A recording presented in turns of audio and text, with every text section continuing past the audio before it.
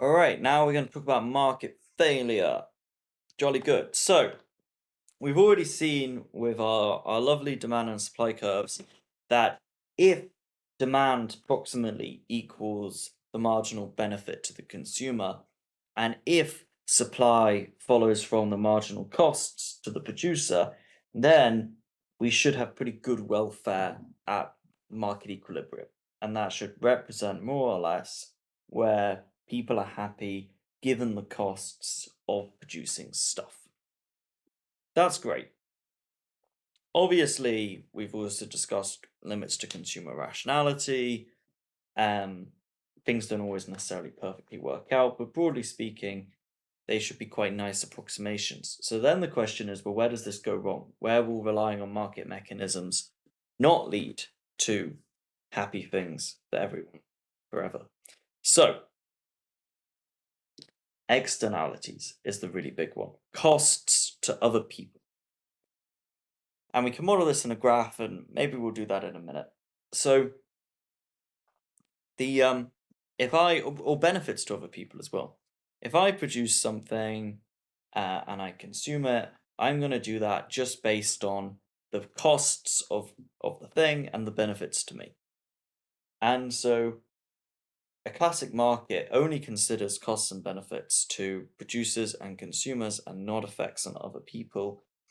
If I plant a lovely garden, I plant a lovely garden because of the satisfaction it gives me, but I don't care about the satisfaction to the people passing it who go, what a lovely garden.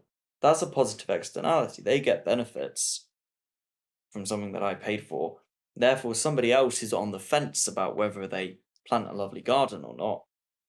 They might not do it, but it would be better for society as a whole if they did, because there are all these added benefits that should push it over the line to exceed the costs.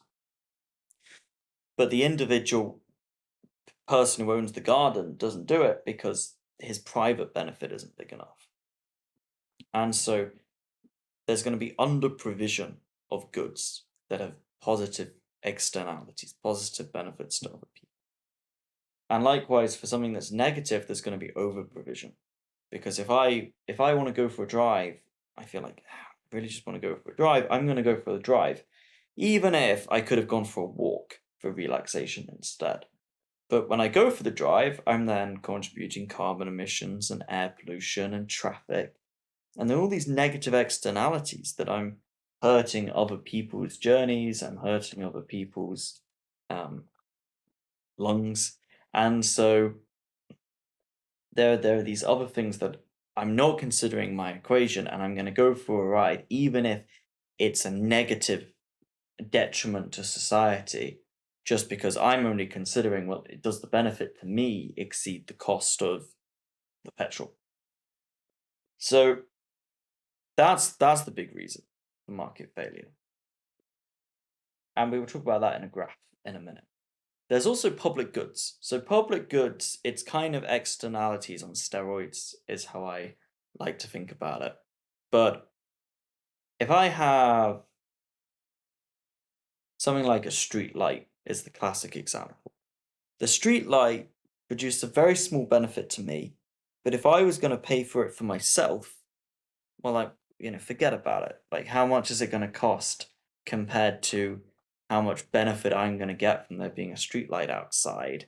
I'm not going to fork out however many hundreds or thousands or whatever it takes to erect a street light just for me to feel a bit more relaxed when I come home. Not gonna. But in total, people walking down using the street really benefit from having the lit street, including all of the people who live up and down the street here. So the total benefit definitely exceeds the cost to society. So it's jolly good that we have these street lights.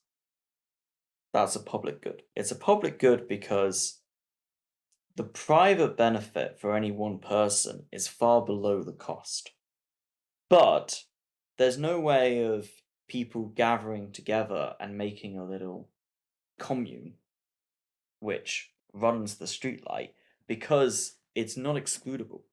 So the people who don't pay could always come along and make use of the streetlight. And so why would I join a group that's running the streetlight when I can just let them pay for it and then walk down the street and enjoy it for myself? So it's a public good because it's not excludable and it's not rivalrous. Rivalrous means it gets used up. So if there was a group of people who ran the streetlight and as soon as they used it, it was then not available anymore, almost like they sucked up the light when they walked past the streetlight, well then I couldn't, as a free rider, say, hey, look at these suckers paying for the streetlight, I'm going to walk along and benefit from it as well because it's been used up. So the fact that it's non-excludable because I can just come on, and it's non-rivalrous because it won't be used up, the street lamp will still be emitting light, means that it's likely to be under provisioned for that reason. That's an externalities problem on steroids because the benefit to me is very small, the private benefit compared to the cost. But there are all of these social benefits, all of everyone's little private benefit from having a street light added up does largely exceed the social cost. And typically we would say, though, because it's so non-excludable and non-rivalrous, and because the gap in the cost to any one person and the cost of doing it is so big, that's a reason for government to step in and actually just produce the thing. Typically, that would be the answer to market failure of public goods, or the answer that people typically advocate. Anyway, so that's market failure from public goods. And then the other type of market failure is information gaps. So when we have information gaps, I might think that a good is better for me than it really is. So my demand is going to be higher than it should be. And I'm going to buy more of it than I really should, than really gives me benefit. Or I might think a good is worse for me than it really is, so I'm going to buy less of it than the amount that would actually give me benefit. So when we're talking about failure from what? Well, failure to maximize welfare. So what's going to cause for the market not to maximize benefit to overall society? Well, it's not considering the costs to other people, not considering the benefits to other people of a product.